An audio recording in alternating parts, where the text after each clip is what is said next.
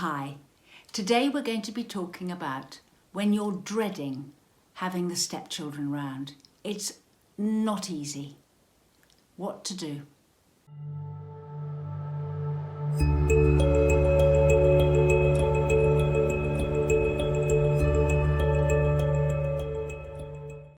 Hi, subscribe to my channel and hit the notification bell and I'll let you know every time I post.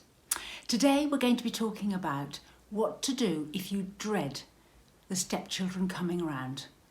You know, that kind of key in the lock sound when you know you're just about to be disturbed, or whether it's this coming weekend and you know that it's coming inevitably and you're dreading it.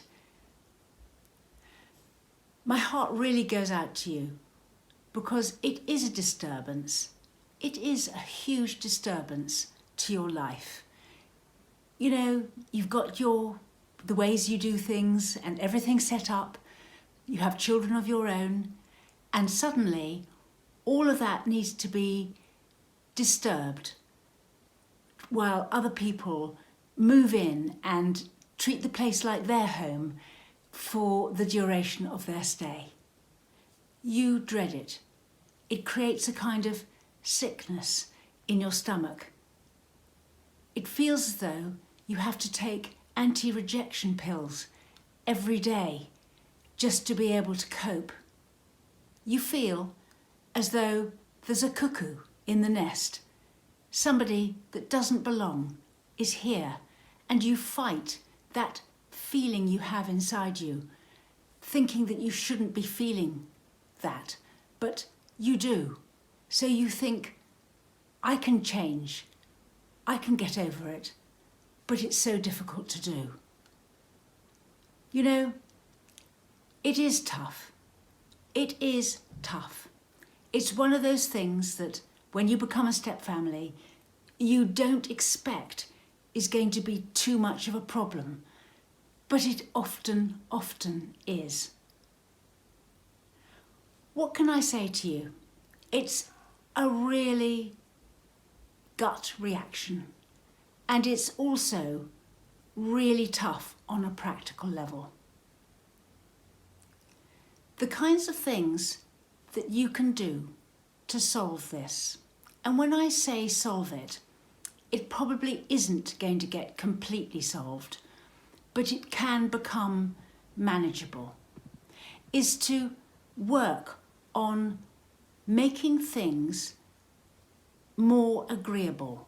Because I find that if you're finding everything terrible and impossible and you're really upset by it all, then those feelings and those emotions can consume everything.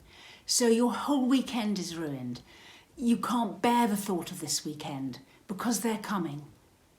Whereas if you can somehow plan so that you can cope and lessen those emotional feelings of complete and utter not wanting this to happen, then better things can grow and it can become a bit more of a balance. And then eventually you can see some good in them coming round because such and such happens, or you're able to do something, or there's something you like about them. But if you don't give yourself a chance by keeping yourself emotionally uptight and not wanting it to happen and not wanting them to come round this weekend, and your whole head is filled with the idea that you don't want them here, then you can't see the advantages and you can't see the good so easily. So that's your aim, is to make it a bit more of a balance. So although you don't particularly want them to come round, nevertheless the fact that they do does mean X, Y and Z. The best way to deal with this is to do a bit of analysis. So don't aim to do anything about the situation for, say, a month. But every time you have those feelings, or you're expecting them to visit, or they're around, Start making notes about what is the problem and what is annoying you and what is said that you don't want that's said and what is done that is you don't want done in that way, or what are the things that upset you the most. If you keep careful notes of exactly what's upsetting you for a while, you'll begin to see patterns. You'll begin to see that what really upsets you is meal times or bedtimes or when at the beginning, and it'll be certain things that really annoy you, like when so-and-so does that, or when so-and-so says this, or when so-and-so does something that just upsets you. And there's no reason why you shouldn't be upset. You can't stop yourself from being upset, you just find it irritating. And it's very easy to think, well, maybe I should just not find it irritating. But it's not easy to do. So first of all, do nothing, analyse. Keep a notebook. Make a note of all the things that are upsetting you about the situation. And then work out what are the repeating patterns and what is it that you can change. Now, it might be that you're going to decide you're just not going to get upset when ... when they all sit down noisily at the table, or when they help themselves to the fridge, or when they make a mess. You might come to the conclusion when you look at your analysis that actually you're just not going to get upset about that anymore.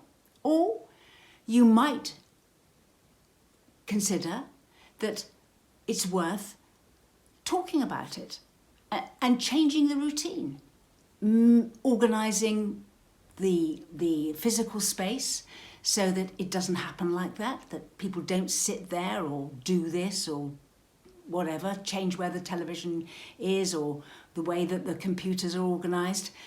Do things physically that can help you in the situation. And then also talk to them about the things that they may be saying or doing that you find you don't want. And the chances are they will try and oblige and try and please. It's nothing like knowing what it is that is upsetting you to being able to solve it. There may be too ways that your partner can help you. Maybe there's particular times when it's particularly difficult and you can not be there at that time, or you can organise it differently. Knowledge is power. First, analyse the problem and then set about solving it.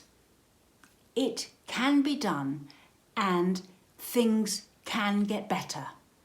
If you reduce the stresses, then you can relax a bit more, entertain the thought of having them round more, and then gradually you might be able to see some advantages in them being around, and then you've got balance. It's not easy.